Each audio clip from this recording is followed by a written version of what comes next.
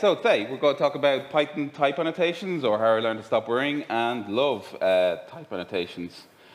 So a very, very brief history. Back in 1990, a long time ago, this guy here, Guido, invented a dynamically typed language called Python, named after the Monty Python comedy troupe. In 2014, I'm skipping quite a bit of history there, but there was some mention of type printing back to the year 2000 and some other history there, but basically he wrote a PEP 484 where he talks about type hints, and as we know, type hints today. And then we have type annotation as we know it today in Python 3.6. And today, Python is still a dynamically typed language, so fundamentally the language hasn't really changed. So let's have a look at some code. So var1 equals hello. If you check the type of var1, it's a string. So hello is a string, and that's why var1 is a string. Now there's this new little bit of syntax here, colon, int. So the int, the type annotation isn't actually changing, but let's delve into this. So the var1 is still a string. So what is this? Look, if we have a class here, foo, and in foo we have var1. Now, you would think var1 is a class variable or attribute of foo, and you try and access it, and you foo.var1, and you get an attribute error, because foo is not an attribute of var1. So what is this var1 with the colon int? If we check the dict of foo, so dict, if anyone knows you need to find anything out about an object or a class in Python, you can find it. All the information is stored in a dictionary, which you can access with that special method using dict. And if we look here, there's no mention of var1 except under this thing here, annotations. And there we have annotations is a dictionary with the name of the variable and the type, but nowhere else is it mentioned var1. So the type annotations does not really affect the running of your code. You have to be very clear about that. It's basically a very useful form of structured documentation. And there's other quotes there, but Bertrand Meyer said, incorrect documentation is often worse than no documentation. So if there's one thing you take away from my talk today, go home and use a type checker on your code. And that's, if you don't remember anything else from this talk, start using a type checker on your code as soon as possible. So here we have, again, going back to our original code, var1, colon int equals hello. If we run mypy, which is a type checker, which we'll go into in a minute, you get an exception. You get an error that says, sorry, not an exception, an error that says incompatible types in assignment, expression has type string, variable has type int, so there's an error. If you run the code, it'll be fine, but if you do, so mypy is a static type checker, and it will check the types based on type annotation and give up errors. So otherwise, that code would have run fine. So again, use mypy, use a type checker.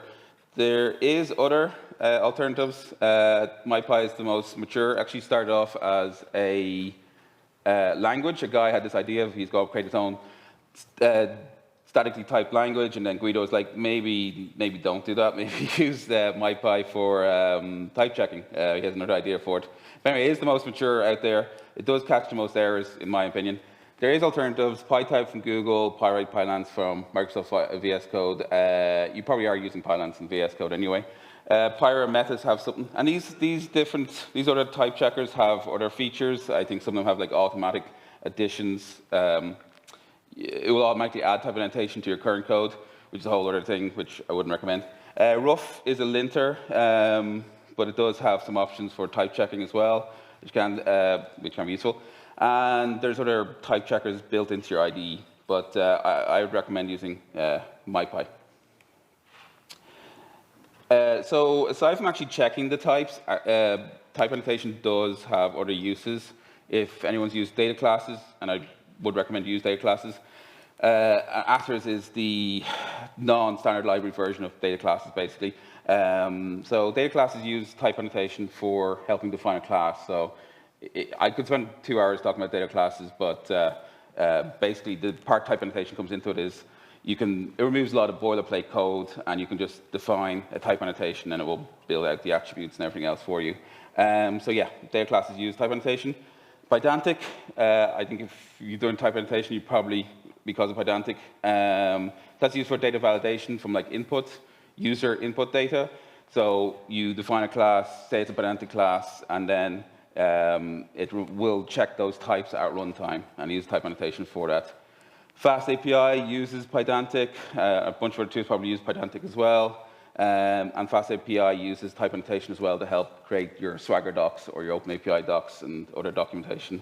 And then SQL model is one of the new generation of ORMs, but other ORMs have started using type annotation as well to define the object for your database, and it's useful for that. So there's other uses for type annotation, but we're probably going to focus more on the type checking today. But anyway, let's dive in. So, oh yeah, before I go on, quick note on terminology. I'll use the term type annotation, but I might slip into using the term type hinting, type declarations, and type comments. There might be some minor pedantic differences between these terminology, but I'll try to stick with the term type annotation. But there is other terms for typing. Another note, I'll be using Python 3.11 in the talk for all my code examples. Since 3.6, there's basically been type annotation. There's been there's been a lot of changes in the whole type annotation and how Python handles them. So yeah, so for example, here's some Python 3.11 code that would give out an error if you run it in 3.6. But for this talk, I'll be using 3.11. 3.12 has some great features, but it kind of came out too late, and I didn't have a chance to add it to my talk. But you know, we're using 3.11. Everyone should update 3.11. Anyway, it's great. Okay, let's jump into some examples. So here, top one, we have an integer. So it's the syntax as we kind of see here is colon, then the type, and that's your type annotation. So we have an integer, a float, a string, bytes. So none is a bit of a unique example. None is also a value as well as a type. And then you can just create any class, and you can use that as a type. Simple as that. Quick note on inheritance. So if you have an animal class, and then you have a dog class, inherits from the animal class. So Lassie is a dog. Bluey is an animal and also a dog, and that's correct. But Garfield is an animal, but it's not a dog, so you would get a type error in that. So it's using the inheritance is a relationship, so a dog is an animal is not necessarily a dog, so just a quick note on that one. So type annotation, some syntax notes. Union, used to be called union, we used to import it from the typing module, used to import union from the typing module, but basically the OR symbol, the vertical line symbol, denotes OR in this example. So var1 can be an int or a float or a string, and that's how you read that. You can define your own types. So here, for example, you have my number is an integer or a float, and then you can start to use that. And of course, using type annotation, you should have it always confuses me at the start, but it's simple enough concept. Your type should have a type, so it's a type alias we use for that. Here I'm using the typing module. I'll be using that quite a bit in this talk. A lot of the code in Python from 3.6 has been taking things that were in the typing module and putting them into the standard syntax of the language. Is kind of something you've seen a lot, but typing module is very useful module and package we'll be looking at. But yeah, so in this case, it's just your myText is a type of type alias, and strings are bytes, and then you can use myText as a type. So yeah, some more syntax. So list, you can also import from typing as capital L, but anyway, as I said, I'm using 3.11 code. So yeah, list one is of type a list, and that basically means any, which I'll go into in a second. And then list two. So list is known as a generic, and it takes an argument and takes one argument, and that argument defines what can be put into that list. So list two is a list of integers of any length. List three is a list of integers or strings, and list four is a list of integers or a list of integers, if that makes sense. But yeah, that's just the syntax for list.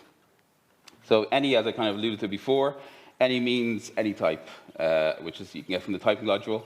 Typing module.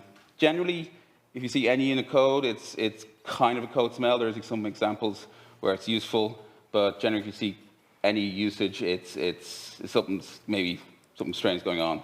But here, yeah, here's a useful example. So list and list with an argument is the same thing with the argument any. So it just means a list of anything. So yeah, more kind of syntax. So a dictionary is defined, a type dictionary is defined without any arguments. It takes 2 arguments. Without any arguments, it's any. So yeah, any keys. So the first argument to your generic dict type is the type of the key, and the second argument is the type of the value that goes into those dictionaries. So yeah, with dictionary 2 there, it's a string is the value of the keys, and it can be any type for the values. Dictionary 3, any type for the keys, and then integer for the values. And dictionary 4, you can work out yourself, but you can make quite complicated typing. And generally speaking, you can see here that you can make your typing very vague, or you can make it very precise. And it's one of the kind of themes you'll see when working with types. Tuples. So tuples is, yeah, we kind of know what your tuple is, but in terms of typing, it takes any number of arguments. The first one there is a tuple of any length of any type. The second one is, sorry, any number of arguments, I should say, is the tuple. The second argument there, the same symbol, is the same as the one, but basically just means any of any length. And then the type 2 integer, that's it has to match the first part of the tuple has to be an integer, and the second one has to be an integer. So it sets the length and the type and position of those things. So you can be very precise with tuples. Mixed types, obviously, you have string. Has to be a string, then it has to be an integer, then it has to be a string, then it has to be a float. And if it doesn't do those 3 in that order, then there's a type error. All ints, the 3 dots in this context just means any length, so it can be an integer of any length. And then the final example there, it can be an integer or a string of any length. So yeah, so with tuples you can be, again, very precise or kind of very vague with your typing. For a function, this is how you define a function. So your arguments will have a type or can have a type. And the arrow then syntax is the return type for that function. So bar takes a list of integers and returns an integer. For class, which we've kind of seen already, you have, yeah, you can set your class variables with types, obviously. And as I say, a good tip there is everyone knows that int returns none, but if you add that syntax, if you add that return type, then your type checker will actually check the body, of int. And then, yeah, the functions work the same. Self, you don't need to add a type. Yeah, you don't add a type for self, basically, just as standard. Type literal. And again, there's a bunch of different things in the typing module. I'll only go through a few of them, but literal can be quite useful. So literal basically says you want to define the specific values, not just the type. So, for example, if you know the open, built-in open function for opening a file, it takes a mode. That mode can be either or B, W, or WB. So if you add any other value except those 4 values, your type checker will error. And literal true, that means that function will always return true, nothing else but true. As I said, this isn't a runtime check. This is for your type checker to discover these things. But again, they can be really useful to be that precise. So let's say we wanted to make this a bit better. So the problem is we have a function. It takes that I want to send an email to Joe, and I want to say hello to him, and I want to take in some class or object or something that will send that email for me. Now, I don't care if it's sent via Gmail or mail-in or how it basically does the emailing.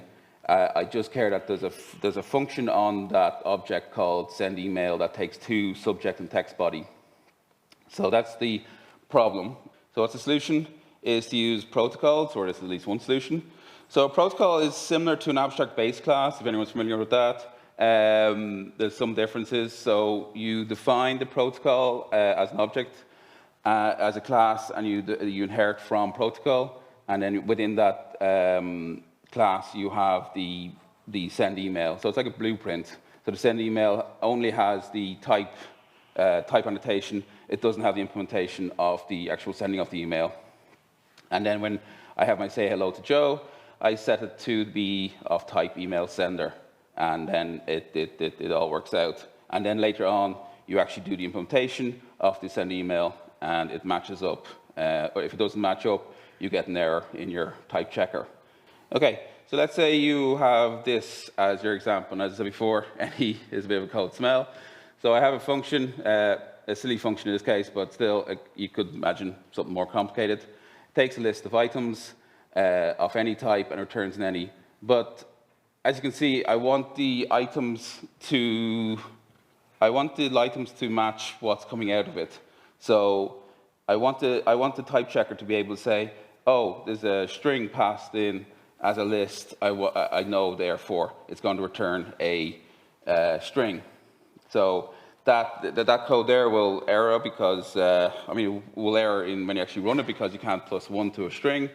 But I want mypy to be able to check for this, which is what it's supposed to do. It's supposed to check for type errors. The mypy won't complain because you said, I have a list of any and I can return anything. Anyway, so the solution for this is to use typefires. So typefires, I missed the import here, but you import it from the typing module again. So type T, and the syntax is a bit strange. It's changed a bit, I think, in 3.12.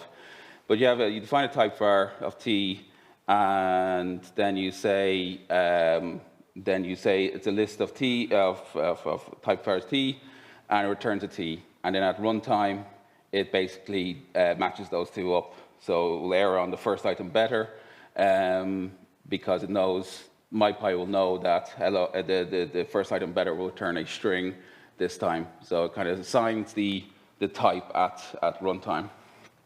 And it's smart enough to do that. And in the second example, it will not give an error because its T becomes an integer when you run that. So now mypy now errors correctly. You can add constraints to typefire. So you can say, not only can it be, so type, my type item is not only that, but it's also has to be a string or an integer. Now, it doesn't say string union integer, it says string integer, so they're kind of separate, so you can't do both. As the example says here, if I add in a none to my list, it will error out because I said I can only want strings or integers. If I add in a hello, it's smart enough to know, okay, it is a string, but I said it would have to match, the output would have to match, the input would have to match the output, so mypy errors out with a different error. It's an operator error this time. Final, and again, I'm not going to go through everything in the typing module, but final is just another example. If you have a variable that you don't want to change, like a constant, throughout your script, you set it as final. So from typing import final, and then if you reassign that value anywhere in your code, your type checker will error. As I said, there's loads more in the typing module, and it's well worth checking the documentation for that. There's a whole bunch of different, very, very useful ones. I didn't cover generics. I didn't cover, there's a whole bunch of them in there, and it's well worth reading up on them. Stubs, quick to mention this. So for some packages, you can't alter the code, but you still want to add type annotation to them, or make them, type annotation compliant. So what you can do is you can use a stub. Now, there's a bunch of stubs that already exist for many packages. I think there's like a Django stub. There's, I'm not sure Response has a stub. Anyway, one example here, 6 will have a stub. So you can actually install that stub. And what a stub is like a blueprint, a bit like the protocol one, where you don't have the implementation, but you just have the type annotation signatures to all the functions and classes. And there below, you see an example of a stub for, I think it's Flask there, some code in Flask. So you can write your own stubs, and then when you're running mypy, you point to the directory where the stubs exist, and it's smart enough to check that for the stub. So it's like a blueprint for your code and a .py file. Again, most of the major libraries will have stubs already written, so I generally don't bother writing my own, but maybe sometimes you'll have to. Okay, so as I said before, type annotation is just documentation. So this code runs fine in Python. So foo returning a dictionary, :int, which someone might make, this code was in production, and someone could easily make this mistake, and it's still in production, I think, of some code base I saw. But it's actually completely wrong. You can't do string :int because it doesn't actually make any sense. But if you run mypy on it, mypy will clearly demonstrate there's a problem here. You can't have dict is 2 arguments and whatever else. So it's an invalid argument. So do, again, run a type checker on your code. Run mypy on your code. You take one thing away. To run mypy, it's not part of the standard library. You have to install it. So install it using pip or poetry or whatever you use for installing your packages. It can be run in whole packages or single files. It can be configured with exclude logic. I'll go through some of the configuration stuff later, but you can configure to run whatever way you would like. But simply put, you can reinstall mypy and then just run mypy on your folder and see what comes out. So some misconceptions about mypy and type checkers. MyPy will not complain about missing types. So if you're missing type annotations, it will not complain about it. You can configure it to do that, but out of box, it will not complain. So you can just run mypy on your code if you have no type annotation on it whatsoever, and everything will be fine. It will not check the bodies of untyped functions unless configured to do so. So basically, yeah, as you see there, I have def foo. Even though I have type annotations within the foo body, it doesn't check it. It will give a warning or a note there that says we're not checking it, but so just, yeah. So even if you don't have, even if you have some type annotation, but it's not in the function header, then it actually won't check it. So mypy is very laissez-faire. It's very hands-off.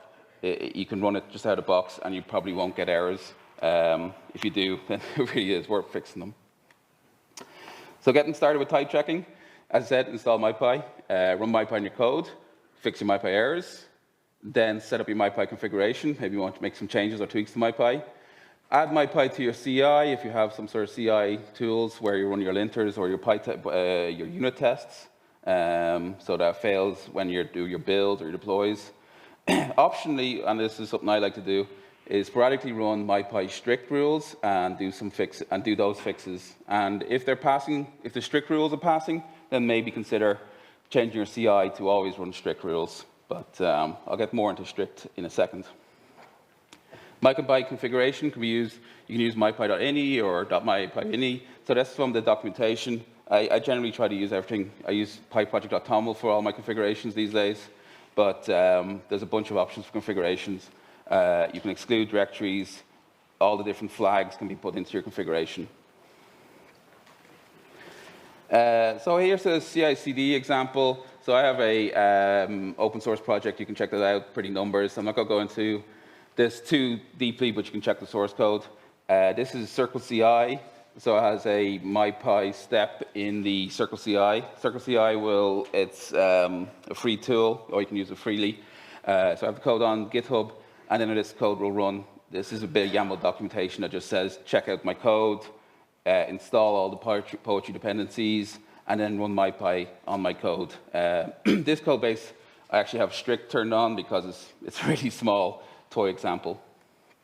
And that's it running there. So I have a bunch of different, so I have my tests, I have my linter, my pylint, I have my black test, and then I have mypy there as well. So yeah, put into just an example of how you could integrate it into your CI/CD pipeline. So mypy strict, so there's an argument you can do. You can run mypy, just do mypy -- strict.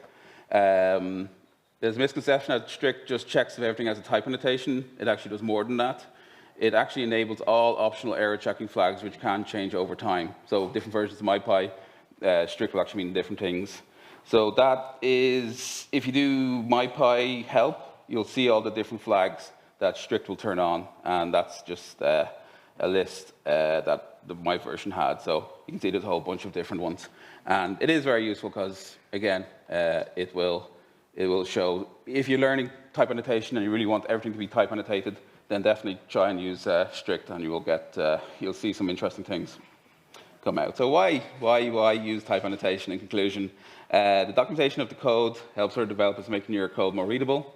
So if you come along and you see a function without type annotation, it can be confusing sometimes to figure out, well, what's it returning, what kind of arguments does it want, and I find type annotation just adds the documentation. It makes it clearer to other people looking at your code what's happening, and yeah, that's useful. It enables features in your integrated developing environment, so PyCharm and VS Code can know that can know what the types is expected, and from that it can say, okay, well, this is a request, and the request has these different arguments, and you can do autofill and that kind of stuff. And type checker finds and prevents bugs. Yeah, I've run it on many code bases, and we found bugs. I find that so for example, there was one time I was running type checker, and I found a function that was returning none, and it shouldn't have been. Basically, it was a none was being returned from a function, and someone else was trying to access that return value, access a dictionary under that return value. We looked through the Git logs to find out what happened, and basically someone else had added in this new functionality that would make it return none in some cases, and it was just, yeah, we ended up fixing a bug that would have affected production if it hadn't been caught. And it, as opposed to other linters and maybe unit tests even, it just find that the conversation around the bugs and the type checking, it kind of elevates it a little bit. That like really does find real and proper bugs. And I know some people think, or I used to think, that adding type checking would add a lot more extra time to your coding and a lot of overhead. But it really doesn't. As I said, you can be very vague with your type checking. You can run mypy and have no type annotation in your code, and mypy will run fine. But then you can gradually add more and more to it, and it will actually end up making, with the IDE features, it can make you code faster, and other people can read your code easier, and they can code faster. So yeah, prevents bugs, makes you can produce more code. Code's more readable and prevents bugs. I think that's really it. So yeah, you can contact me here on vfxgerard.com. I have some links to the stuff there. I'll be putting up the slides. But yeah, open the questions.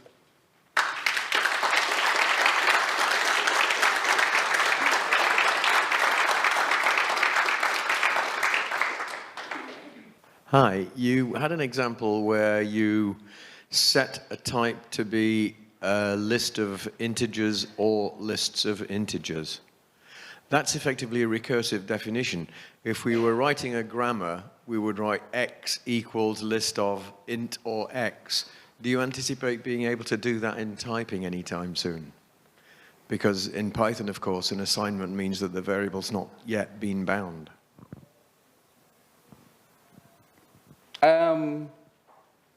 I really just tried just to show that the extension to which you can do type annotation with that.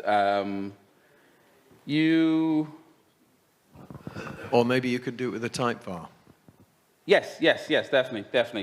Yes. No, this was an earlier example, so I was trying to show that you can do. You could do that with type var. I was just trying to show the extent to which you can do this type annotation, but definitely you can use. A type alias would be more probably comprehensible there, or as I say, a type var might be more useful in that example. I just hadn't got that part in the slides yet, so. But yeah, I wouldn't recommend something as complicated as dictionary 4 there, but it was just to show that you can write more confusing examples. But yeah, fair enough. Thanks. Any other questions?